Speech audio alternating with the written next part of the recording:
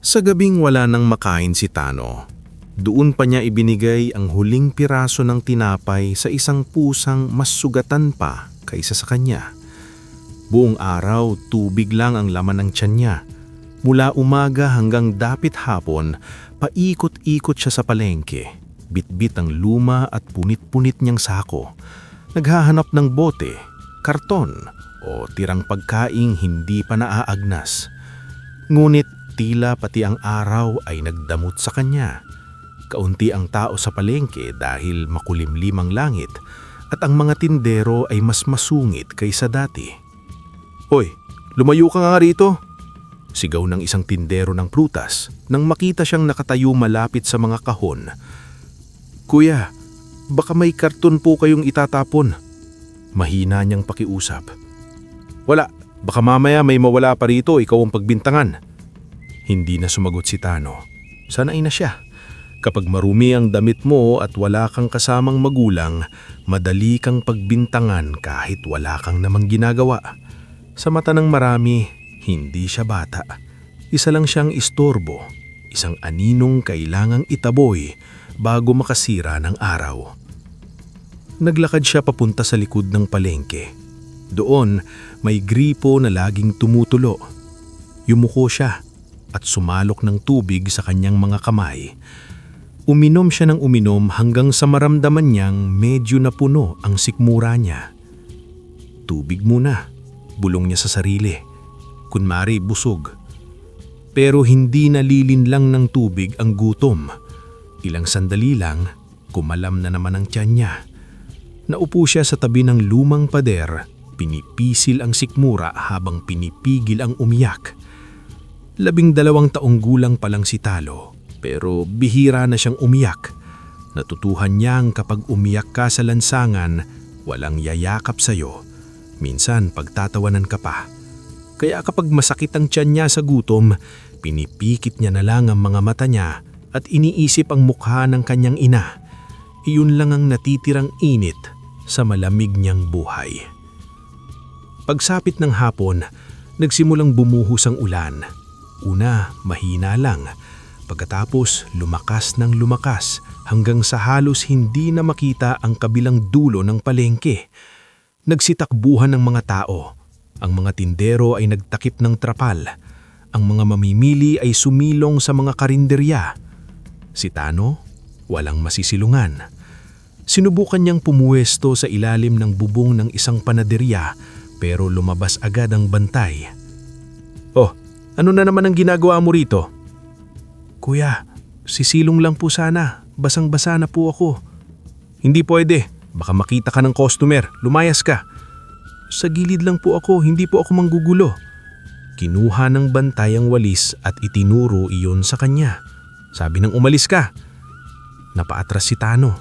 Dahil madulas ang simento, nadulas siya at napaluhod. Sumakit ang kanyang tuhod. May maliit na sugat na namula sa balat niya, pero hindi iyon ang pinakamasakit. Ang mas masakit ay ang tingin ng bantay sa kanya. Parang hindi siya bata. Parang dumi siyang kailangang alisin. Tumayo siya at tumakbo palayo. Habang tumatakbo, napitas ang luma niyang tsinelas. Napahinto siya sandali, pero narinig niyang sumigaw ulit ang bantay. "Lumayas ka rito!" Kaya tumakbo siya ng nakapaa. Tumapak siya sa maliliit na buto at bubog na halos nakabaon sa putikan. Napangiwi siya sa sakit, pero hindi siya tumigil. Dala siya sa isang kamay ang napitas na tsinelas at sa kabila naman ang kanyang punit na sako. Nang makarating siya sa likod ng panaderya, nakita niya sa tabi ng basurahan ang isang maliit na piraso ng tinapay. Basa na ang kalahati, pero buo pa ang kabilang bahagi. Dahan-dahan niyang itong kinuha. Pinunasan sa damit at tinitigan na parang kayamanan. Sa wakas, may makakain siya. Umupo siya malapit sa abandonadong maliit na simbahan. Matagal nang sarado ang lugar na iyon. Basag ang ilang bintana. May damong tumutubo sa gilid at ang malaking pinto ay nangingitim na sa panahon. Sinasabi ng mga tao na may kababalaghan doon kaya walang lumalapit sa pagsapit ng gabi. Pero para kay Tano, mas nakakatakot ang gutom kaysa multo. Akmang kakagatin na niya ang tinapay nang may narinig siyang mahinang tunog. Meow! Napahinto siya. Meow! Tumingin siya sa gilid ng sirang hagdan ng maliit na simbahan. Sa ilalim ng nakahiling na yero, may isang pusang nakahiga. Basang-basa ito, marumi ang balahibo, may sugat ang paa at halos hindi na makagalaw. Nanginginig ito sa lamig habang pilit na itinataas ang ulo. Dahan-dahan lumapit si Tano. Naku, bulong niya. Ikaw pala. Sumisit-sit ang pusa noong una, takot na takot. Marahil sanay din itong saktan ng tao. Ngunit nang makita nitong walang hawak na buto si Tano, humina ang boses nito. Tumingin ng pusa sa tinapay sa kamay niya. Napatingin din si Tano sa tinapay. Pagkatapos, hinawakan niya ang sariling tiyan. Gutom na gutom siya. Buong araw tubig lang ang laman ng sikmura niya. May sugat ang tuhod niya. Duguan ang talampakan niya. Basang-basa ang damit niya. Kung kakainin niya ang tinapay, kahit papaano ay magkakaroon siya ng lakas. Pero tumingin ulit siya sa pusa. Mas kawawa ito. Siya, kahit sugatan, nakakatayo pa. Ang pusa, halos hindi na makagalaw. Napabuntong hina si Tano. Oh, sabi niya. Pinipilit ngumiti. Hinati niya ang tinapay. Ngunit nang makita niyang naninginig pa rin ang pusa, ibinigay niya rito ang mas malaking bahagi. Akin na lang itong konti, bulong niya. Sanay naman ako. Dahan-dahang kinain ng pusa ang tinapay. Habang kumakain nito, pinunit ni Tano ang laya-layan ng kanyang damit. Wala siyang benda, kaya iyon ang ipinantali niya sa sugat ng pusa. Pasensya ka na, sabi niya. Marumi ito pero mas mabuti na kaysa bukas ang sugat mo. Habang tinatalian niya ang paa nito, napansin niyang kakaiba ang mga mata ng pusa. Sa gitna ng ulan at dilim, parang may munting liwanag doon. Hindi nakakatakot. Parang itong dalawang maliit na bituin na matagal nang naghihintay. Ang ganda ng mata mo, mahinang sabi. Parang may alam ka na hindi ko alam. Hindi na sumisit ang pusa. Sa halip, dahan-dahan itong sumiksik sa tabi niya. Napangiti si Tano kahit nanginginig siya sa lamig. Wala akong bahay, sabi niya. Pero kung gusto mo, pwede kang tumabi sa akin. Pareho naman tayong walang pupuntahan. Yakap ang punit niyang sako, isinandal ni Tano ang likod sa malamig na bato ng maliit na simbahan. Sa tabi niya, nakapulupot ang pusang iniligtas niya. Hindi niya alam na sa gabing iyon, hindi lang siya nagligtas ng isang sugatang pusa. Binuksan niya ang pintuan ng isang lumang hiwaga. Sa loob ng abandonadong maliit na simbahan, may mahinang tunog ng kampana. Ding, ding, ding. At sa dilim, unti-unting nagliliwanag ang mga mata ng pusa. Bago naging batang lansangan si Tano, minsan din siyang nagkaroon ng tahanan. Hindi yun malaking bahay. Maliit lang yon na barong-barong sa tabi ng ilog, gawa ng yero, kahoy at lumang trapal. Kapag umuulan, may tumutulong tubig sa kisame. Kapag mainit, parang pugon sa loob. Pero kay Tano, iyon ang pinakamagandang lugar sa mundo dahil naroon ang kanyang ina. Ang pangalan ng kanyang ina ay Aling Lira. Labandera ito. Araw-araw may dala siyang malaking batya, sabon at mga damit ng ibang tao. Madalas siyang pagod umuwi, nangingitim ang kamay sa sabon at masakit ang likod sa pagyuko. Pero kahit gaano siya kapagod, may ngiti siya para kay Tano. Anak, sabi niya noon habang sinusuklay ang buhok ni Tano, hindi masama ang maging mahirap. Ang masama ay ang mawalan ka ng awa sa kapwa. Mahirap po ba tayo talaga, Nay? Tanong ng batang Tano. Ngumiti si Aling Lira pero may lungkot sa mga mata. Mahirap sa pera, oo. Pero hindi tayo dapat maging mahirap sa kabutihan. Isa pang bagay ang hindi nakalimutan ni Tano. Tinuruan siyang magbasa ng kanyang ina. Wala silang maraming libro. Isa lang ang lumang aklat na napulot ni Aling Lira sa gilid ng simbahan. Punit ang ilang pahina at kupas na ang pabalat, pero iyon ang naging kayamanan nila. Tuwing gabi, matapos maglaba, uupo si Aling Lira sa tabi ng kandila at tuturuan si Tano bumasa. Minsan pagod na ito, pero kapag sinabing, "Nay, isa pa pong salita," pilit pa rin itong ngingiti. "Bahay," basa ni Tano noon. "Tama," sabi ng ina. "Bahay." "Bahay," ulit niya. "Alam mo ba kung ano ang bahay, anak?" "Tirahan po." "Oo, pero higit pa roon. Ang bahay ay lugar na hindi ka itataboy." Hindi alam ni Aling Lira na ang simpleng pangungusap na iyon ay magiging sugat at pangarap sa puso ni Tano sa mga susunod na taon. Iyon ang pangarap ni Aling Lira kay Tano. Gusto niyang makapag-aral ito. Gusto niyang hindi ito matulad sa kanya na buong buhay naglalaba para sa ibang tao. Ngunit, hindi lahat ng pangarap ay nabibigyan ng panahon. Nagkasakit si Aling Lira. Nang una, ubo lang. Pagkatapos, lagnat. Pagkatapos, hindi na siya makatayo. Pinilit ni Tano humingi ng tulong sa mga taong pinaglalabhan ng kanyang ina. May nagbigay ng konting gamot, may nagbigay ng lugaw, pero hindi sapat. Isang gabi, habang hawak ni Tano ang lumang aklat, tinawag siya ng kanyang ina.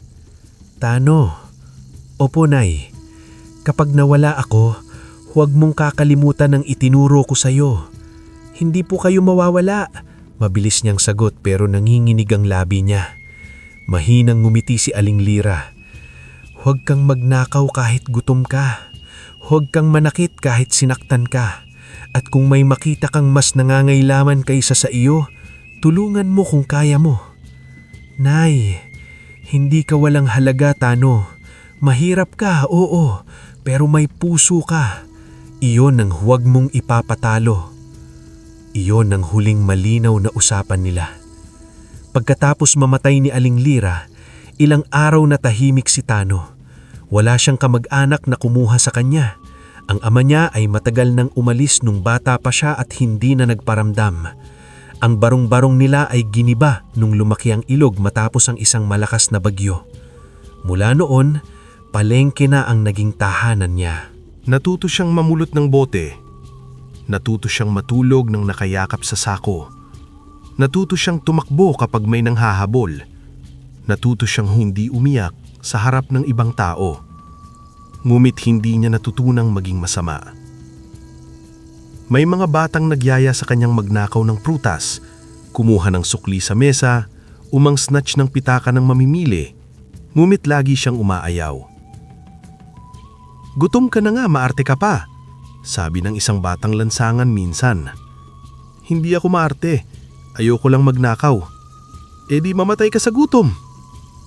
Masakit pakinggan niyon, pero mas masakit para kay Tano na marinig sa isip niya ang tinig ng kanyang ina kung sakaling gumawa siya ng mali. Madalas niyang kausapin ang sarili sa gabi. "Nay, ang hirap po, pero sinusubukan ko pa rin." Minsan, kapag nakakakita siya ng batang may nanay na nag-aayos ng kulyero ng damit bago umuwi, yumuyuko na lang siya. Hindi siya nagsasabing naiinggit siya, pero sa loob-loob niya, hinahanap niya ang kamay ni Aling Lira sa ulo niya. Kaya noong nakita niya ang sugatang pusa sa tabi ng maliit na simbahan, hindi na siya nagdalawang isip ng matagal. Para bang narinig niya ulit ang tinig ng kanyang ina. "Kung may makita kang mas nangangailangan kaysa sa iyo, tulungan mo kung kaya mo." At sa isang pusang basang-basa sa ulan, ibinigay ni Tano ang huling piraso ng kabutihang natitira sa kanya. Kinabukasan, nagising si Tano na may kakaibang init sa tabi niya. Akala niya noong una ay araw, pero hindi pa sumisikat ang araw. Pagtingin niya, ang pusang sugatan ay nakabaluktot sa kanyang tagiliran, mahimbing na natutulog. "Buhay ka pa," bulong ni Tano. Bumuka ang isang mata ng pusa. Tumingin ito sa kanya na parang naiinis sa ingay niya. Napangiti si Tano. Pasensya ka na, first time ko lang may katabing natutulog na pusa. Dahan-dahan niyang tinignan ang sugat nito. Hindi pa magaling pero hindi na gaanong dumudugo. Tumayo siya at naghanap ng tubig. Sa likod ng palengke may gripo na tumutulo. Kumuha siya sa lumang baso at dinala sa pusa. "Oh, inom ka." Uminom ang pusa. Pagkatapos, tumingin ito sa kanya. "Ano kayang pangalan mo?" tanong ni Tano. Tahimik lang ang pusa. "Ang tahimik mo, parang lagi kang nagmumuni-muni." Kumakamot siya sa ulo. "Muni, iyon na lang, kasi parang lagi kang nagmumuni-muni." Mula noon, Muni na ang tawag niya sa pusa. Sa mga unang araw, akala ni Tano ordinaryong pusa lang si Muni. Sumusunod ito sa kanya kapag namumulot siya ng bote. Umaakyat ito sa mga kahon kapag natutulog siya. Minsan, hinuhuli nito ang daa malapit sa pwesto ng mga tindera, kaya natutuwa ang ilan. "Aba Tano," sabi ni Aling Nena na nagtitinda ng gulay, "may kasama ka na pala." "Opo, si Muni po." Mas seryoso pa ang mukha niyan kaysa sa kapitan. Napangiti si Tano. Sa unang pagkakataon sa mahabang panahon, may kasama siyang hindi siya pinagtatawanan dahil mahirap siya. Si Muni ay walang pakialam kung punit ang damit niya, kung marumi ang paa niya, o kung amoy araw siya. Sumusunod lang ito, tahimik, parang bantay. Ngunit may mga bagay na unti-unting nakakapagtataka. Kapag may mabuting tao sa paligid, banayad ang kinang ng mga mata ni Muni. Kapag may taong may masamang balak, tila umiitim ang anino ng taong yun sa paningin ng pusa. Kapag may panganib, tumitigas ang katawan nito at sumisisit bago pa man makita ni Tano ang banta.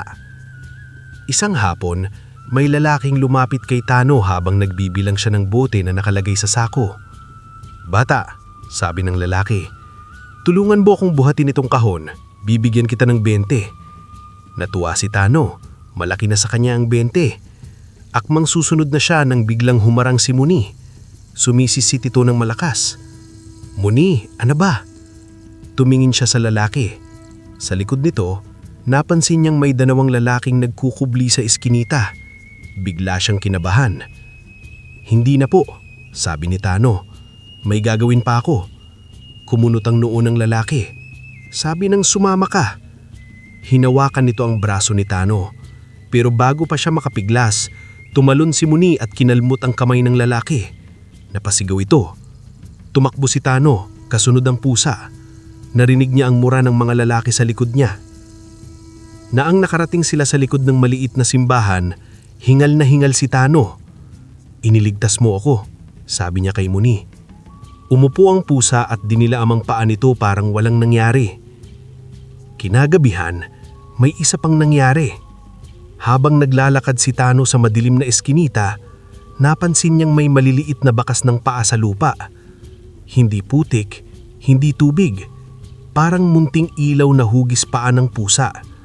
Nasa harap niya iyon, papunta sa ibang daan.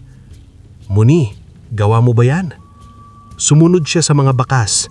Ilang sandali pa, narinig niya sa dating dadaanan sana niya ang boses ni Mang Rigor. "Hanapin ninyo si Tano. May kinita raw iyan kanina." Napahinto si Tano. Si Mang Rigor ang kinatatakutan ng lahat ng batang lansangan. Malaki ang katawan, laging may hawak na sinturon at kinukuha ang pera ng mga batang natatakot sa kanya. Sa palengke, parang siya ang batas kapag madilim na. Kapag nakita kanyang may hawak na barya, may bahagi siya. Kapag tumanggi ka, may palo ka. Kung dumaan si Tano sa dati niyang ruta, nahuli na siya. Napayakap siya kay Muni. "Paano mo nalaman?" Tumingin si Muni sa kanya. Sa dilim, mas malinaw ang kinang ng mga mata nito. Parang may nakikita itong hindi nakikita ng tao. Mula noon, naniwala si Tano na ang pusang iniligtas niya ay may hiwagang hindi kayang ipaliwanag ng ordinaryong isip. Pero higit sa lahat, si Muni ang unang nilalang na hindi siya iniwan. Kahit wala siyang maibigay kundi tirang tubig, basang karton at konting haplos, nanatili ito. Sa mundong puro taboy ang natanggap niya, isang pusa ang unang pumili sa kanya. At sa bawat gabing natutulog sila sa tabi ng maliit na simbahan, tila mas lumalakas ang tunog ng kampanang hindi naman dapat tumutunog. Kinabukasan, hindi na maalis sa isip ni Tano ang tunog ng kampana. Alam niyang walang tao sa loob ng maliit na simbahan. Matagal na iyong nakasara. Wala ring pari, wala ring misa, wala ring nagbabantay. Kaya bakit may tumutunog doon tuwing gabi? Habang nag-aayos siya ng mga bote malapit sa pwesto ni Aling Marta, isang matandang tindera ng kakanin, hindi niya napigilang magtanong. "Aling Marta," sabi niya, "totoo po bang may multo sa maliit na simbahan?" Napatingin ng matanda sa kanya. "Bakit mo natanong?" "May naririnig po kasi akong kampana." Tumigil sa pagbabalot ng suman si Aling Marta. Tumingin siya sa lumang maliit na simbahan sa di kalayuan. "Hindi lahat ng naririnig sa lumang lugar ay multo, Tano," sabi niya. "Minsan, alaala iyon." "Alaala po?" Tumango ang matanda. "May alamat dyan. Noong panahon daw ng Kastila, may prailing tumira dyan. Ang pangalan niya ay Padre Aurelio. Ayon sa kwento, si Padre Aurelio ay hindi katulad ng ibang taong may kapangyarihan noon. Hindi niya kinampihan ang mayayaman. Sa halip, itinago niya ang mga ulila, pinakain ng mahihirap at ipinagtanggol ang mga magsasakang inaagawan ng lupa. Kapag may batang walang matulugan, binubuksan niya ang pinto ng maliit na simbahan. Kapag may inang walang maipakain sa anak, nagbibigay siya ng bigas mula sa sariling baol. "Hindi po ba siya pinagalitan?" tanong ni Tano. "Pinagalitan. Kinasuklaman pa nga siya ng mga makapangyarihan. May isang pamilya raw noon na gustong kunin ng lupa ng maliit na simbahan para gawing bodega. Pero hindi pumayag si Padre Aurelio. Sabi niya, ang lupaing ito ay para sa walang matakbuhan." Tumingin si Tano sa abandonadong gusali. Sa paningin ng iba, luma at sira lang iyon. Pero habang nagsasalita si Aling Marta, parang nag-iiba ang tingin niya rito. Parang may buhay ang mga lumang bato. "Ano pong nangyari sa kanya?" tanong niya. Huminga ng malalim ang matanda. Walang nakakaalam. Isang gabi, bigla na lang siyang nawala. Pero bago raw siya mawala, may iniwan siyang libro sa ilalim ng altar. Napakurap si Tano. "Libro?" "Oo." Sabi ng matatanda, hindi ordinaryong libro iyon. Hindi raw ito nagbibigay ng ginto. Hindi rin nagpapayaman sa tamad. Ang ginagawa raw nito ay itinuturo ang daan sa taong may babuting puso. Bumisil ang tibok ng dibdib ni Tano. "Nasaan po iyon?" Ngumiti ng malungkot si Aling Marta. "Kung alam ng tao, matagal na iyong ninakaw. Pero sabi sa alamat, may tagabantay ang libro." "Ano pong tagabantay?" Dahan-dahang tumingin si Aling Marta kay Muni na noon ay nakaupo sa tabi ni Tano, tahimik na nakatitig sa kanya. "Isang pusa raw," sabi ng matanda. "Itim-abo ang balahibo, may mga matang parang may bintuin. Lumilitaw lamang daw ito sa taong marunong tumulong bago humiling." Hindi makapagsalita si Tano. Tumingin siya kay Muni. Ang pusa naman ay parang walang naririnig, pero bahagyang gumalaw ang buntot nito. "Aling Marta," mahinang tanong ni Tano, "kung totoo po ang libro, bakit hindi ginamit ng iba para yumaman?" "Dahil hindi pera ang unang ipinibigay ng libro," sabi ng matanda. "Pagsubok muna. Gagawa ka muna ng tama bago ka makita ng biyaya." "Paano kung masama ang kumuha?" "Blanko ang pahina. Minsan, mas masahol pa. Ipinapakita raw ng libro ang bigat ng kasalanan ng may hawak." Namlamig ang batok ni Tano. Hindi niya alam kung bakit, pero pakiramdam niya ay hindi na lamang kwento ang naririnig niya. Parang may isang pinto sa buhay niya na unti-unting bumubukas. Buong araw na hindi mapakali si Tano. Habang namumulot siya ng bote, naiisip niya ang sinabi ni Aling Marta. Si Padre Aurelio, ang libro, ang pusang tagabantay, ang kampanang tumutunog sa gabi. Pagdating ng dilim, bumalik siya sa tabi ng maliit na simbahan. Nakaupo si Muni sa hagdan, nakatingin sa saradong pinto. "Muni," bulong ni Tano, "ikaw ba ang pusa sa kwento?" Hindi ko malaw si Muni. Kung oo, bakit ako? Wala naman akong kaya.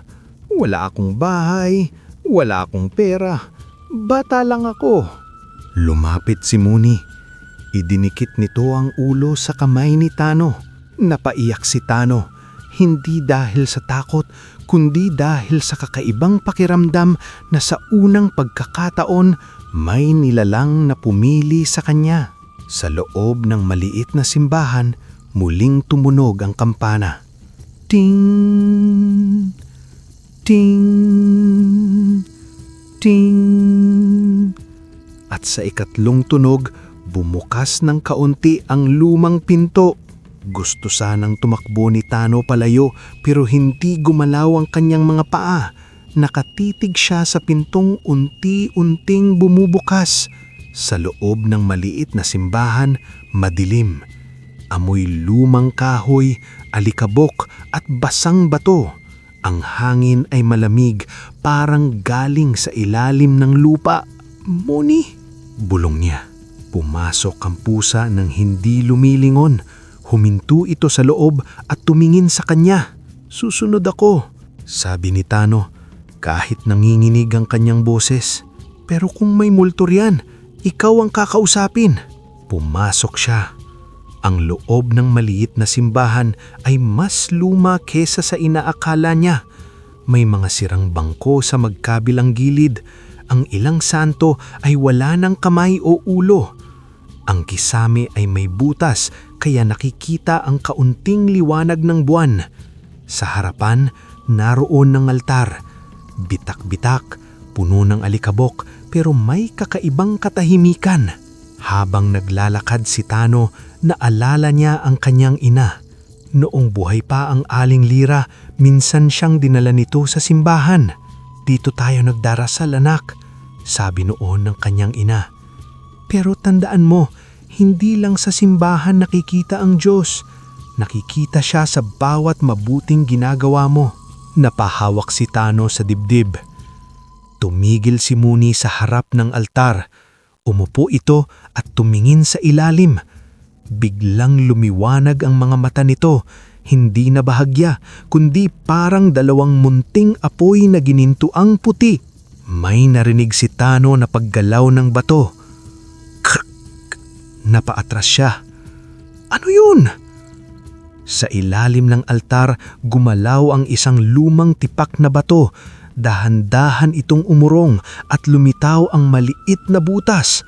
Hindi ito malaki pero kasya ang isang bata. Ayoko yata, baka may ahas. Pumasok si Muni. Muni! Tawag ni Tano. Walang sagot. Ilang sandali pa narinig niya ang mahinang meow mula sa loob. Napapikit si Tano. Sige, kapag may nangyari sa akin, kasalanan mo ito. Gumapang siya papasok sa lihim na lagusan. Malamig ang bato sa kanyang mga palad.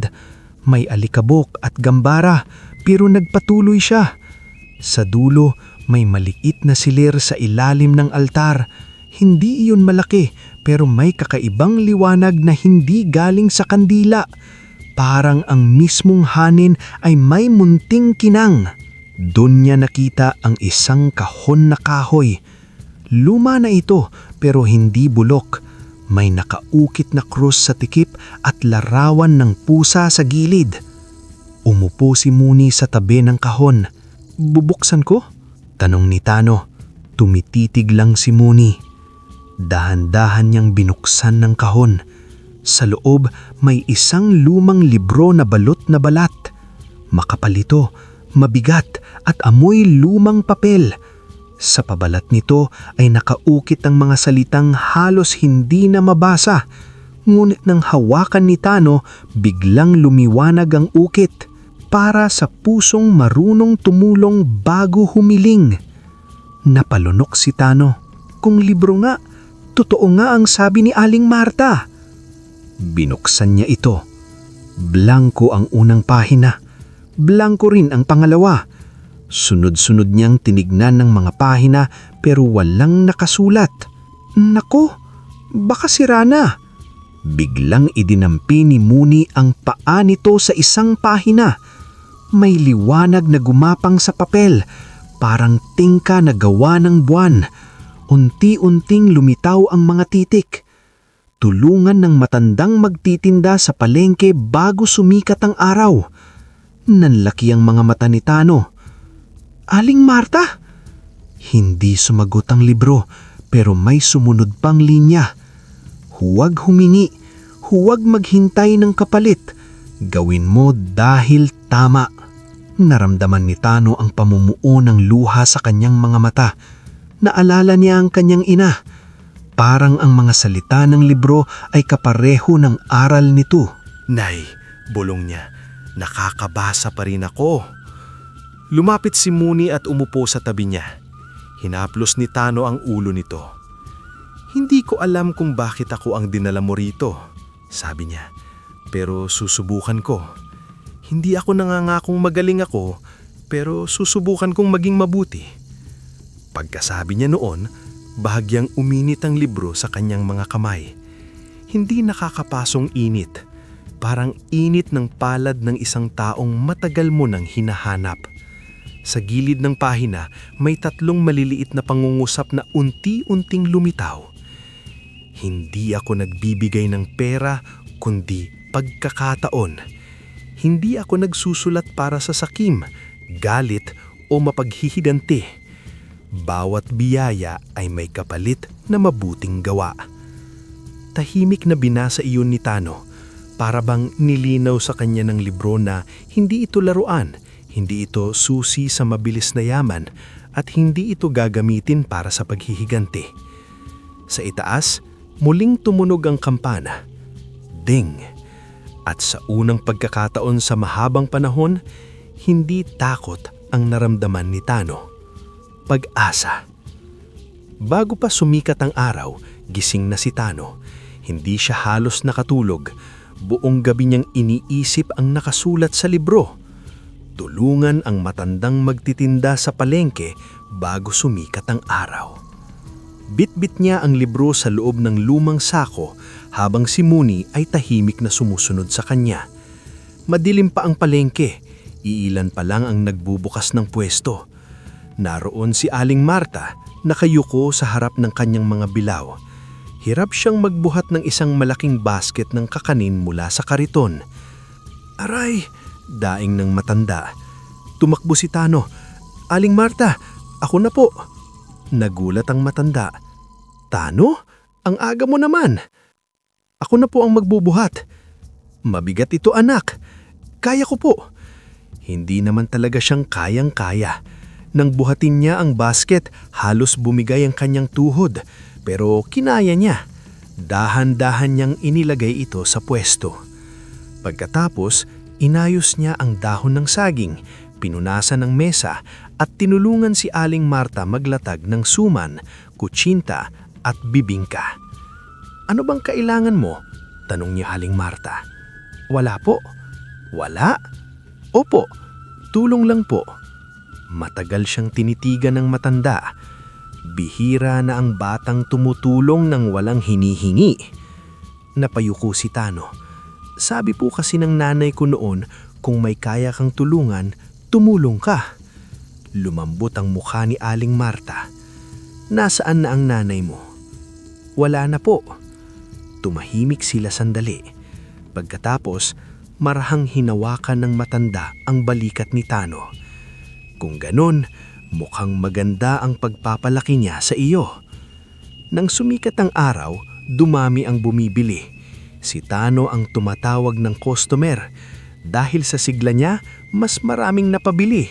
Nang matapos ang umaga, mas malaki ang kita ni Aling Marta kesa dati. "Halika rito," sabi ng matanda. Lumapit si Tano. "Marunong ka bang gumawa ng kakanin?" Umilin siya. "Gusto mong matuto?" Nanlaki ang mga mata niya. "Pwede po." "Oo, pero hindi madali. Mainit ang kalan, mabigat ang malagkit, at kailangan ng tiyaga." "Kaya ko po." Tinuruan siya ni Aling Marta. Una, paano hugasan ng malagkit, paano sukatin ang gata, paano balutin ng suman, paano malaman kung luto na ang kutsinta. Ilang beses nagkamali si Tano. Minsan masyadong malabnaw, minsan nasunog, minsan natapon niya ang gata. Sa unang luto niya, ang suman ay sobrang tigas. Ang kutsinta ay parang goma. Ang bibingka naman ay sunog ang ilalim at hilaw ang gitna. Pinulot ni Tano isang piraso at inilapit kay Muni. Muni, tikman mo nga. Masarap ba? Aamuyin sana ni Muni ang kakanin. Ilang sandali nitong tinitigan. Pagkatapos, dahan-dahan nitong tumalikod at tinabulan ng paa ang kakanin na parang dumi sa lupa. Natawa si Aling Marta.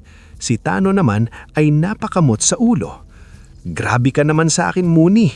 Pwede naman sanang sabihin mong kailangan ko pang mag-practice. Mula noon, tinawag ni Aling Marta si Muni na quality control. Kapag hindi nilapitan ni Muni ang luto, alam ni Tano na may mali pa. Kapag umamoy ito at hindi tumalikod, ibig sabihin, pwede na. Dahan-dahang natuto si Tano. Natutunan niyang hindi pwedeng madaliin ang malagkit. Hindi pwedeng sobra ang apoy. Hindi pwedeng puro hula ang sukat. Kailangan ng tiyaga, pag-uulit at pakikinig. Sa pagtatapos ng araw, binigyan siya ng matanda ng lumang bilawaw, ilang pirasong kakanin at kaunting puhunan. Subukan mong magtinda bukas, sabi nito. Hindi libre ang buhay, Tano. Pero may mga pintong bumubukas sa batang marunong kumatok ng maayos. Napaiyak si Tano. Salamat po. Kinabukasan, nagsimula siyang magtinda. Nanginginig ang boses niya sa pagtawag ng customer. Sa sobrang kaba, nagkabaliktad-baliktad ang mga salita niya. Kutsuman po, sutsinta po.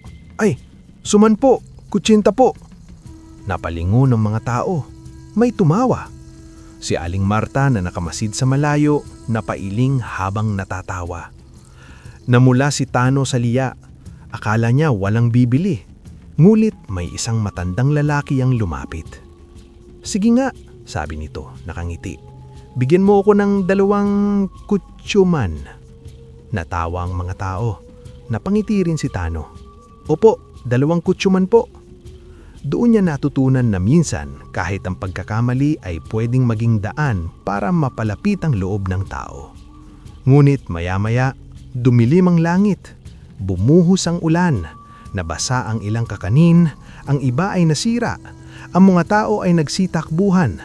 Naiwan si Tano sa gilid ng palengke, hawak ang bilawaw, basang-basa at lugi. Umupo siya sa tabi ng pader. Nanginginig ang labi niya. Muni, bulong niya. Akala ko ito na. Akala ko magbabago na. Bakit parang wala pa rin? Lumapit si Muni at dinilaan ang kanyang kamay. Pagkatapos, tumakbo ito patungo sa likod ng maliit na simbahan. Muni, saan ka pupunta? Sumunod si Tano. Dinala siya ng pusa sa isang lumang silong sa gilid ng maliit na simbahan. May bubong ito. Hindi nababasa ng ulan at dinaraanan ng mga taong umiiwas sa putikan. Doon inilapag ni Tano ang natitirang kakanin. Merienda po, mainit-init pa po. 1, 2, 3, may bumili. Pagsapit ng hapon, naubos din ang paninda. Hindi malaki ang kita, pero may natira. At higit sa lahat, hindi siya sumuko. Kinagabihan binuksan niya ang libro. May bagong sulat. Ang biyaya ay hindi laging unang kita. Minsan, ito ay ang lakas na bumangon matapos malugi. Hinaplos ni Tano ang pahina. Katabi niya si Muni. Pumikip ito, parang natutuwa. Salamat, bulong ni Tano. Bukas ulit. Hindi lahat natutuwa sa unti-unting pagbangon ni Tano. Sa palengke, may isang lalaking kinakatakutan ng mga batang lansangan. Si Mang Rigor. Malaki ang katawan, makapal ang bigote, at laging may hawak na sinturong nakapulupot sa kamay. Hindi siya tindero, pero araw-araw siyang nasa palengke. Alam ng lahat na kinokontrol niya ang ilang batang walang tahanan. Kapag may batang kumita sa pamumulot, kinukuha niya ang kalahati. Kapag may batang ayaw sumunod, tinatakot niya. Kapag may batang nagreklamo, sinasaktan niya. Maraming bata ang galit kay Mang Rigor, pero mas malaki ang takot nila kaysa galit. Isang hapon, nakita ni Mang Rigor si Tano na may hawak na bilawaw. "Aba," sabi niya, "may negosyo ka na pala." Nanigas si Tano. Nasa tabi niya si Berto, isang batang lansangan na dati niyang kasabay matulog sa palengke.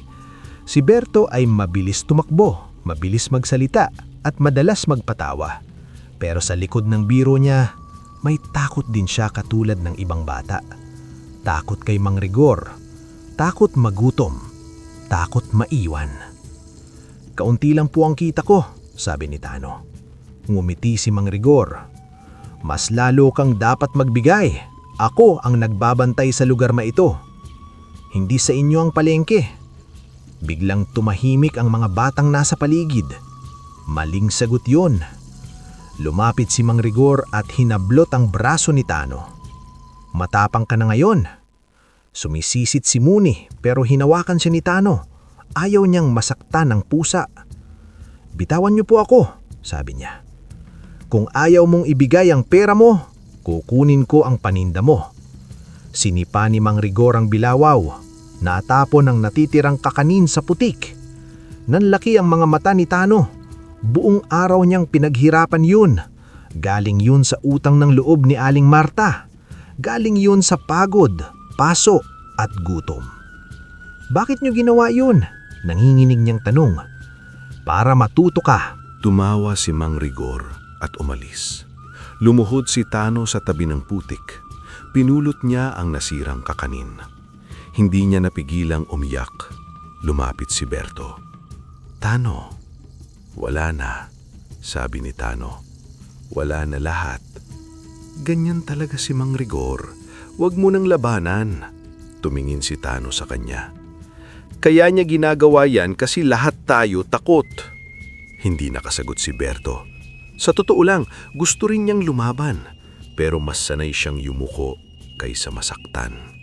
Kinagabihan, nanginginig pa rin si Tano sa galit. Binuksan niya ang mahiwagang libro sa ilalim ng silong.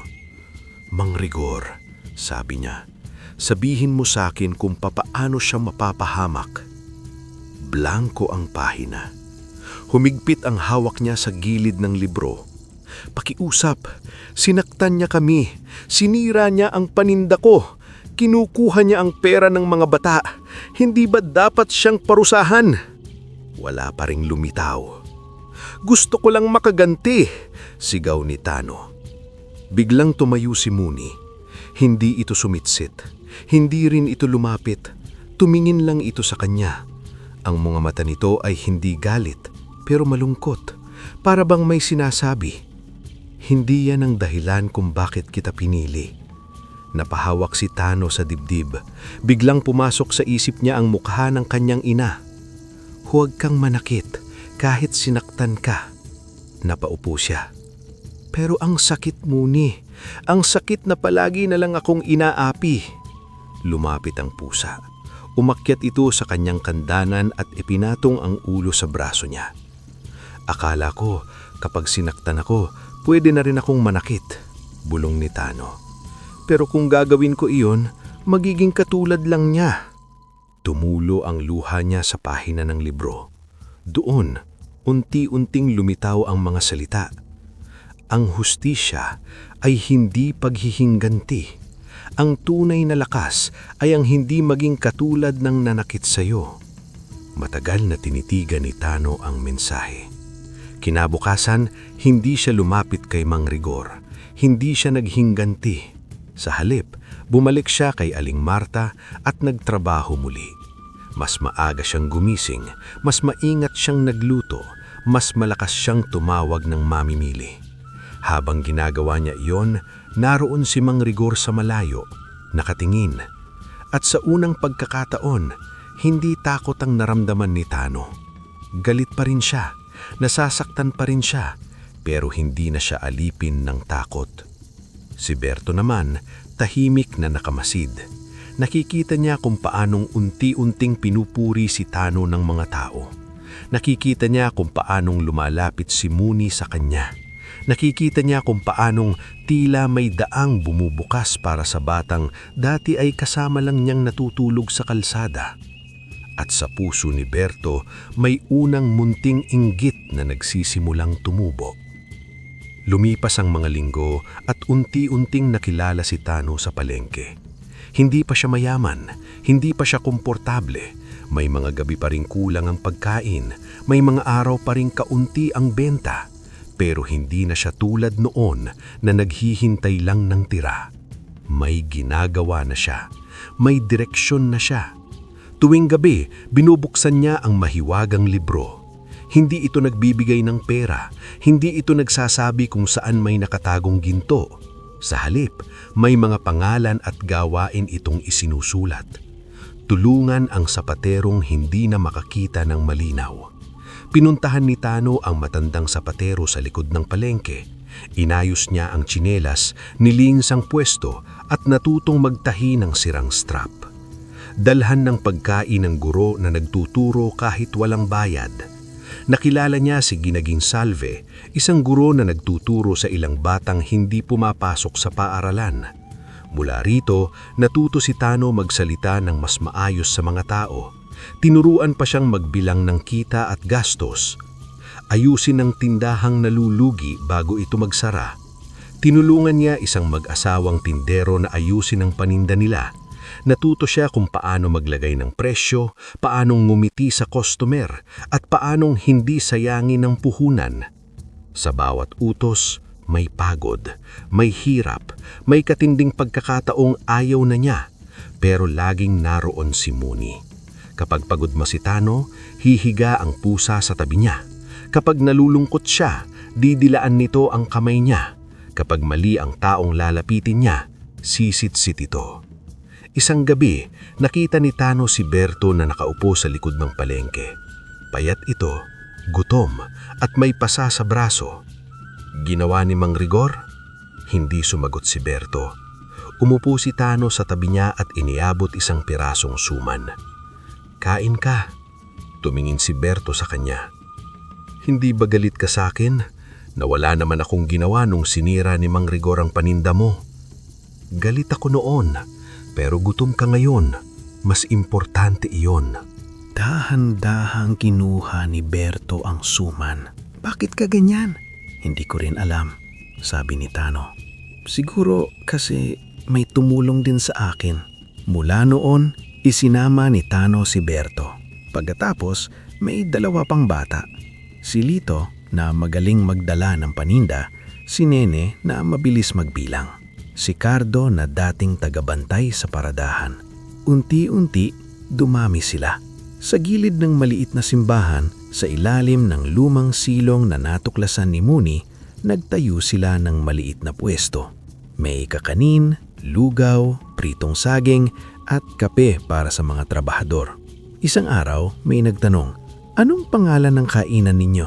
Nagkatinginan ng mga bata. "Kainan sa maliit na simbahan," sabi ni Nene.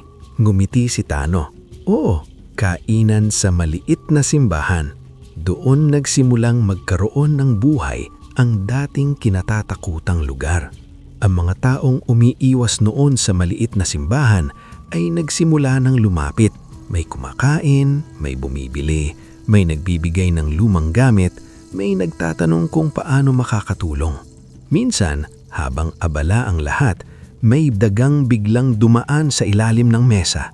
Nagsigawan ng mga bata at pati ilang customer. "Ako na!" sigaw ni Tano, nagpapanggap na matapang. "Huwag kayo matakot." Pero siya ang unang napatalon sa bangko. Si Muni ang tunay na humabol sa daga. Mabilis itong tumakbo, lumusot sa ilalim ng bangko at itinaboy ang daga palabas. Pagkatapos, umupo ito sa gitna ng kainan na parang bayani. Dahan-dahang bumaba si Tano mula sa bangko na parang walang nangyari. Napangisi si Nene. "Kuya Tano, ikaw ang may-ari pero si Muni yata ang manager." Natawanan ng lahat. Kahit si Tano ay natawa rin. Sa unang pagkakataon, ang silong ng maliit na simbahan ay hindi lang naging lugar ng trabaho. Naging lugar ito ng tawanan, buhay at pag-asa. Habang lumalakas ang benta, Napapansin ni Tano ang mga batang nakatayo sa malayo. Hindi sila bumibili. Nakatitig lang sila sa mainit na lugaw, sa usok ng kakanin, sa mga customer na may hawak na mangkok. Nakikita ni Tano sa mga mata nila ang dati niyang sarili. Gutom, nahihiya at sanay na itaboy. Isang gabi, matapos nilang bilangin ang kita, sinabi ni Nene, "May sobra tayo ngayon, Tano. Itatabi ba natin para bukas?" Tumingin si Tano sa labas ng silong. May dalawang batang nakaupo sa tabi ng basurahan, parehong basang-basa at halatang gutom. Kung may sobra tayo ngayong gabi, walang matutulog na gutom sa tapat ng maliit na simbahan. Mula noon, kapag may sobrang kita, may libreng lugaw tuwing gabi. Hindi marami nung una, isang maliit na kaldero lang, pero sapat para may mainit na maihigop ang batang nanginginig, matandang walang kasama at trabahador na kinapos ang sahod. Hindi rin gusto ni Tano na umasa lang ang mga bata sa libre, kaya tinuruan niya sila. "Hindi sapat na busugin ko kayo ngayon," sabi niya sa isang batang ayaw matutong magtinda. "Gusto kong matuto kayong tumayo bukas." Tinuruan niya silang maglinis ng mesa, magbalot ng kakanin, magbilang ng sukli, makipag-usap ng maayos sa customer at magtabi ng kita. Dito rin unang nahirapan si Berto. Isang araw, may customer na bumili ng 30 pesos na pagkain at nagbayad ng 50. "Magkano ang sukli ko?" tanong ng customer. Napatingin si Berto sa pera tapos sa customer. Depende po kung mabait kayo." Napahanto si Tano. "Berto, math yan, hindi interview." Nagtawanan ng mga bata at pati ang customer. Napakamat si Berto pero hindi siya napahiya ng todo dahil tinulungan siya ni Tano. 20 ang sukli. Ulitin mo, 20 ang sukli. Good. Bukas, ikaw ulit. Sa bawat batang natututo, parang may bagong ilaw na nadaragdag sa paligid ng maliit na simbahan.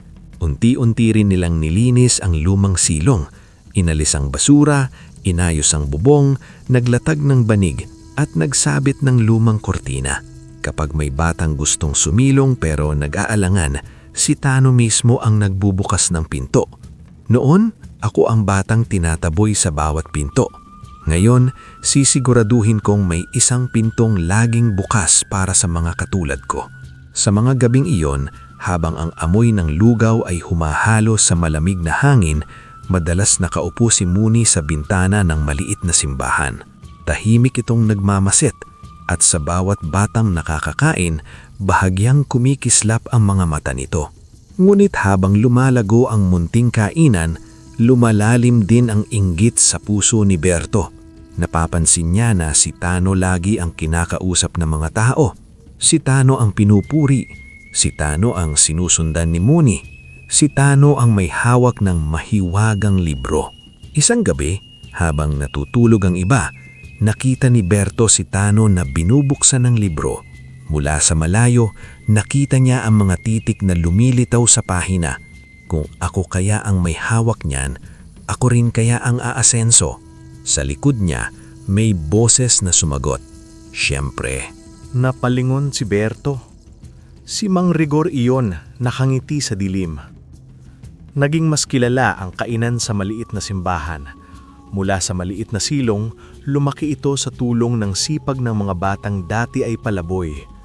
Nagkaroon sila ng maayos na mesa, mas malaking kalan at karitong may nakapintang pangalan ng kainan.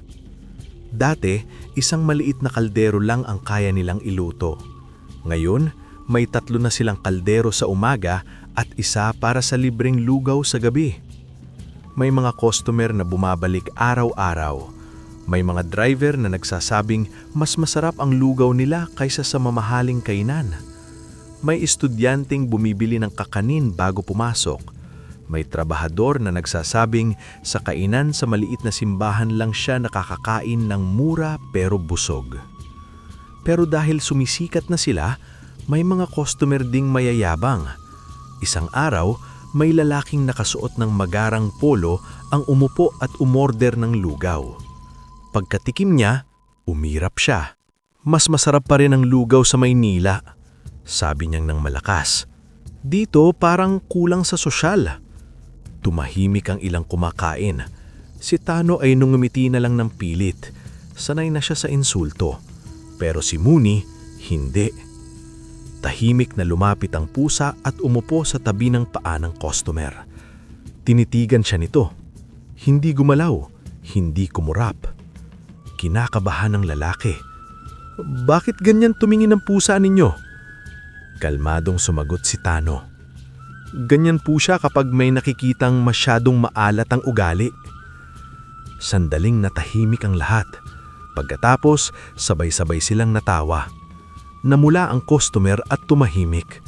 Nang umalis ito, iniwan pa rin niya ang bayad at kaunting tip. Mooney, bulong ni Tano. Minsan, ikaw talaga ang mas magaling makipag-usap. Ngulit sa likod ng mga tawanan, may mabigat na pagsubok na paparating. Isang gabi, lumitaw sa mahiwagang libro ang pinakamahirap na utos na nakita ni Tano. Ibigay ang buong kinita mo ngayon sa taong mas nangangailangan. Nabitawan ni Tano ang hininga niya. Ang perang iyon ay para sa bigas, gamot ni Lito na matagal nang inuubo at dagdag na puhunan. Tahimik ang lahat nang basahin niya ang mensahe. Si Berto ang unang nagsalita. Tano, huwag. Pinaghirapan natin iyan. Paano tayo bukas? Hindi agad nakasagot si Tano. Nanginginig ang kamay niya habang hawak ang perang pinagpagura nilang lahat. Alam niyang hindi lang siya ang maaapektuhan. Kapag sinunod niya ang libro, gutom silang lahat kinabukasan. Pero may sumunod na linya sa pahina. Sa ilalim ng tulay, may inang may sanggol na nilalagnatin. Pumunta si Tano sa lugar na iyon kasama si Mooney. Sa ilalim ng tulay, nakita niya ang babae. Basang-basa ito. Yakap ang sanggol na mainit ang katawan. Halos wala na itong boses sa kakaiyak. Aling, tanggapin niyo po ito, sabi ni Tano. Nanlaki ang mata ng babae. Hindi ko pwedeng kunin yan, iho. Bata ka rin. Kailangan niyo po. Pero paano ka? Napangiti si Tano kahit mabigat ang dibdib. May paraan po siguro. Pagbalik niya sa kainan sa maliit na simbahan, walang nagsalita. Alam nilang wala na ang pera. Kinabukasan, gutom silang nagising. Si Berto ay hindi makatingin kay Tano. Tignan mo ang ginawa mo, malamig na sabi niya. Nagtiwala ka sa libro pero tayo ang kawawa. Hindi sumagot si Tano, kahit siya nasasaktan. Nagtatanong din siya kung tama ba ang ginawa niya. Bandang hapon, may dumating na babae sa kainan. Siya ang inang tinulungan ni Tano kagabi. Kasama niya ang isang lalaking may-ari ng maliit na kantina malapit sa terminal. Ikaw ba si Tano? Tanong ng lalaki. Opo. Tinulungan mo ang kapatid ko kagabi. Kung hindi dahil sa iyo, baka napahamak ang pamangkin ko. Napayuko si Tano. Kumusta na po ang bata? Ligtas na. Ngumiti ang lalaki. May bakante akong pwesto sa tapat ng terminal. Maraming tao roon. Kung gusto nyo, doon kayo magtinda sa umaga. Libre muna ang renta hanggang makabangon kayo. Hindi makapaniwala ang mga bata. Ang dating muntik nilang ikagutom ay naging daan sa mas malaking oportunidad. Mula noon, mas mabilis lumago ang kainan sa maliit na simbahan. Ang pwesto sa terminal ay dinadayaw ng mga pasahero. May mga driver na bumibili ng lugaw bago bumiyahe. May estudyanteng bumibili ng kakanin bago pumasok. May trabahador na nagsasabing mura pero masarap ang kain nila. Pagkaraan ng ilang buwan, bumukas sila ng isa pang pwesto sa palengke. Pagkatapos, sa kabilang bayan. Hindi lahat ay sabay-sabay. Dahan-dahan ang lumago, puno ng pagod at puyat. May branch na nalugi nung una. May araw na nagkamali ang bilang ng paninda. May empleyadong hindi pumasok. May customer na nagreklamo. Pero sa bawat problema, natututo si Tano. Hindi niya hinayaang maging tamad ang grupo dahil lang may mahiwagang libro. Ang lagi niyang sinasabi, ang libro nagtuturo ng daan, pero tayo pa rin ang lalakad. Lumipas ang isang taon. Ang isang bilaw ay naging 2 kariton. Ang 2 kariton ay naging maliit na tindahan. Ang maliit na tindahan ay naging ilang branch. At makalipas pa ang ilang taon, ang kainan sa maliit na simbahan ay hindi na lang kilala sa palengke, kundi pati sa terminal, bayan at karatig na lungsod. Ang dating batang pinapalayas sa harap ng panaderya, ngayon ay may pangalan ng nakasulat sa 10 karatula sa buong bayan. Kainan ni Tano. Sa bawat branch, may libreng lugaw tuwing gabi. Sa bawat branch, may batang dating lansangan na natutong magtrabaho. Sa bawat branch, may nakasulat sa pader. Hindi lang pagkain ang ibinibigay dito, kabuhayan. Ngunit habang lumalaki ang pangalan ni Tano, lalong lumiliit ang pakiramdam ni Berto. Kahit may trabaho siya, kahit may kinakain siya, kahit hindi na siya natutulog sa kalsada, may tinig sa loob niya na paulit-ulit nagsasabing, kung wala si Tano, baka ikaw ang bida. Sinamantala iyon ni Mang Rigor. Habang nasa kanya ang libro, siya ang pinipili. Sabi nito isang gabi, ikaw, tagasunod ka lang. Hindi totoo yan, sagot ni Berto, pero mahina ang boses. Kung makukuha mo ang libro, baka ikaw naman ang yumaman. Nang gabing iyon, habang mahimbing na natutulog ang mga bata, pumasok si Berto sa silong. Nanginginig ang kamay niya nang kunin niya ang mahiwagang libro. Nakita siya ni Muni. Tumitig ang pusa sa kanya. Hindi sumisisit, hindi umaatake. Mas masakit iyon para kay Berto, para bang binibigyan pa siya ng pagkakataong umatras. Pasensya na, bulong ni Berto. Gusto ko lang ding umanso. At tumakbo siya papunta kay Mang Rigor, dala ang librong hindi niya kayang basahin. Nang magising si Tano, wala na ang libro. Unang hinanap sa ilalim ng kumot, pagkatapos sa kahon, pagkatapos sa gilid ng silong. Wala. Ramdam niyang nalalamig ang buong katawan niya. Muni, sabi niya, nasaan ang libro? Tahimik si Muni. Nakatingin ito sa madilim na daan kung saan tumakbo si Berto kagabi. Doon naintindihan ni Tano. Si Berto? Mahina niyang tanong. Parang may mabigat na bagay na bumagsak sa dibdib niya. Hindi lang libro ang ninakaw. Tiwala. Samantala, dinala ni Mang Rigor ang libro sa mansyon ni Don Severino. Si Don Severino ay isang mayamang negosyante. Malinis ang damit, makintab ang sapatos at laging may kasamang tauhan. Matagal na niyang gustong bilhin ang lupang kinatatayuan ng maliit na simbahan. Para sa kanya, sayang lang ang lumang gusali. Gagawin kong commercial building yan, sabi niya noon sa kapitan. Mas may pakinabang ang negosyo kaysa sa sirang kapilya. Mulit may mas malalim siyang dahilan. Ang kanyang lolo sa tuhod ay kabilang sa pamilyang noon pa gustong umangkin sa lupang iyon. Sila ang pamilyang kinontra ni Padre Aurelio noong panahon ng Kastila. Dahil sa praile, hindi nila nakuha ang lupa. Kaya para kay Don Severino, ang maliit na simbahan ay hindi lang lumang gusali. Ito ay alaala ng pagkatalo ng kanilang angkan. At higit doon, may paniniwala siya na matagal na niyang dinadala.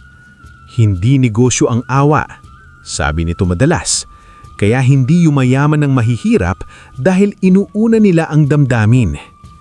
Kaya nang mabalitaan si Tano ay yumayaman habang tumutulong sa batang lansangan, lalo siyang nainis. Para sa kanya, mali iyon. Sa isip niya, ang mga mahihirap ay dapat magtrabaho ng tahimik, hindi binibigyang pwesto para umangat. Nang ilapag ni Mang Rigor ang libro sa mesa, gumiti si Don Severino.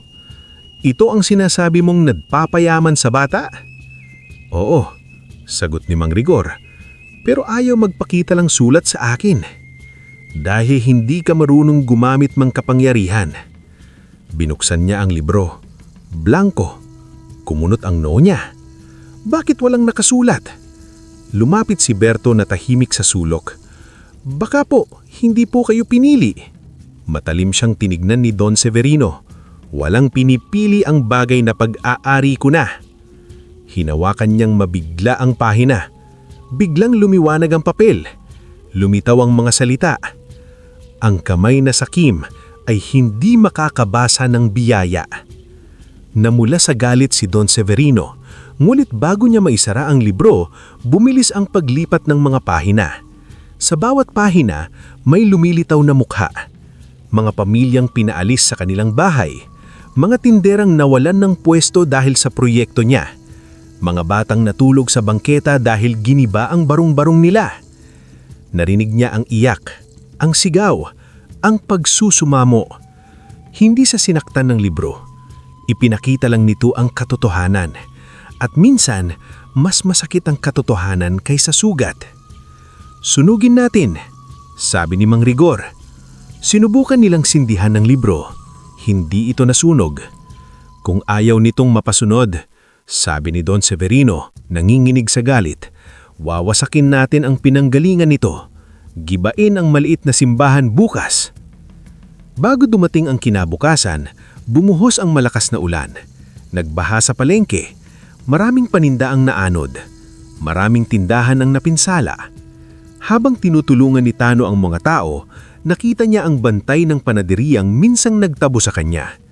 Nakaupo sa gilid, basang-basa, habang nakalutang sa tubig ang ilang kahon ng tinapay. Nakilala siya ni Nene. "Kuya Tano, hindi ba siya yung nagtabo sa iyo noon?" Tahimik si Tano. Bumalik sa isip niya ang gabing itinulak siya sa ulan, ang napigtas na tsinelas, ang duguang paa. Masakit pa rin ang alaala. Pero lumapit siya. Tinulungan niyang buhatin ang mga kahong maililigtas pa. Pinainom niya ng mainit na lugaw ang lalaki. Pinatuloy niya pansamantala sa silong ng maliit na simbahan. Hindi makapaniwala ang bantay. "Bakit mo ako tinutulungan? Tinaboy kita noon." Tumingin si Tano sa kanya. Hindi galit ang mga mata niya, pero hindi rin niya itinatago ang sakit. "Nasaktan ako sa ginawa mo noon," sabi niya. "Pero ayokong maging katulad ng taong nanakit sa akin." Napaiyak ang lalaki. Sa unang pagkakataon, nakita niya hindi ang batang grasa na itinaboy niya noon, kundi ang batang may pusong mas malaki pa kaysa sa karamihan. Sa malayo, nakaupo si Muni sa ibabaw ng isang kahon. Nakatingin ito kay Tano. Bahagyang limiwanag ang mga mata nito na para bang sinasabing, ito ang dahilan kung bakit ikaw ang pinili. Kinagabihan, bumalik si Tano sa harap ng maliit na simbahan. Wala pa rin ang libro. Masakit pa rin ang ginawa ni Berto. Pero habang nakatingin siya sa mga batang natutulog sa silong, alam niyang hindi pwedeng panghinaan siya. "Muni," bulong niya. "Kahit wala ang libro, kailangan ko pa rin gawin ng tama." Umupo ang pusa sa tabi niya. Sa dilim, kumislap ang mga mata nito. At sa loob ng maliit na simbahan, buling tumunog ang kampana, hudyat ng isang huling pagsubok. Kinaumagahan, dumating ang mga tauhan ni Don Severino sa maliit na simbahan. May dala silang martilyo, bakal, lubid at malaking makinang panggiba. Nagtipo ng mga tao sa paligid. Ang ilan ay nanonood lang. Ang ilan ay natatakot magsalita. Ang mga batang kasama ni Tano ay umiiyak. "Hindi pwedeng gibain ito," sigaw ni Nene. "Dito kami nakatira." Tinulak siya ng isang tauhan. "Umalis kayo, may permit kami." Sinalo ni Tano si Nene. Naminginig siya ng takot, pero tumayo siya sa harap ng maliit na simbahan. Sa likod niya, naroon ang mga batang natulungan niya. Naroon ang mga matatandang gabi-gabing kumakain ng libreng lugaw. Naroon ang mga tindero at driver na sumaksi sa pagbangon ng kainan sa maliit na simbahan. Naroon din ang bantay ng panaderiya na dati siyang itinaboy. Ngayon ay tahimik na nakatayo sa hanay ng mga taong handang pumigil. "Hindi ninyo pwedeng sirain ito," sabi ni Tano. Tumawa si Mang Rigor. "Ikaw, pipigil sa amin?" Dumating si Don Severino, hawak ang baston at nakasuot ng mamahaling barong. Sa tabi niya si Berto, nakayuko. Hawak ng isang tauhan ng mahiwagang libro. "Tano," sabi ni Don Severino, "tapusin na natin ito. Isang lumang gusali lang yan. Kapag nawala yan, matututo kang mabuhay ng walang alamat." Sumagot si Tano. "Hindi lang ito gusali, kanlungan ito." kanlungan ng mga walang silbi. Napakuyom ang kamao ni Tano, pero bago siya makapagsalita, lumapit si Mooney at umupo sa kanyang tabi. Biglang tumahimik ang paligid. Ang mga mata ni Mooney ay lumiwanag, hindi na tulad ng dati. Ngayon parang dalawang apoy na galing sa buwan. Sa kabay nito, tumunog ang kampana ng maliit na simbahan. Ding! Napatigil ang mga tauhan. Ding! Bumukas ang pinto ng maliit na simbahan ng mag-isa. Ding! Ngulit hindi pa tumitigil ang mga tauhan. Isang lalaki ang humawak ng martilyo at humapas sa gilid ng altar. Nabasag ang maliit na bahagi ng bato. Nagsisigawan ang mga bata. Si Nene ay muntik ng matamaan ng bumagsak na tipak, ngunit nasalo siya ni Berto bago ito dumapa sa sahig. Doon unang napatingin si Tano kay Berto. Sa kabila ng pagtataksil nito, iniligtas nito si Nene. Umihip ang malamig na hangin. Sa mga pader ng maliit na simbahan, may lumiwanag na liwanag, parang mga alaalang nabuhay. Nakita ng mga tao si Padre Aurelio, isang praile na may payak na damit, nagpapakain sa mga gutom, nagtatago ng mga ulila, gumagamot sa may sakit, at humaharap sa mga yayamang gustong mang-agawin ng lupa. Narinig ng lahat ang tinig nito. Ang lugar na ito ay para sa mga walang matakbuhan. Napaatras si Don Severino. Nakita niya ang kanyang ninuno sa alaala. Isang lalaking mayaman at may galit sa mukha, pinapalayas ang mga mahihirap. Nakita niya kung paano nito sinubukang agawin ng maliit na simbahan. Nakita niya ang luha ng mga batang itinago ni Padre Aurelio. Hindi totoo ito, bulong ni Don Severino. Biglang bumukas ang librong hawak ng tauhan. Lumipad dito mula sa kanyang kamay at bumagsak sa harap ni Tano. Nang sinubukan itong pulutin ni Don Severino, hindi niya ito mabuhat. Parang bato, parang mundok. "Ano ba ito?" sigaw niya. Lumapit si Tano. Dahan-dahan niyang hinawak ang libro. Gumaan ito sa kanyang palad. Lumiwanag ang mensahe sa pahina.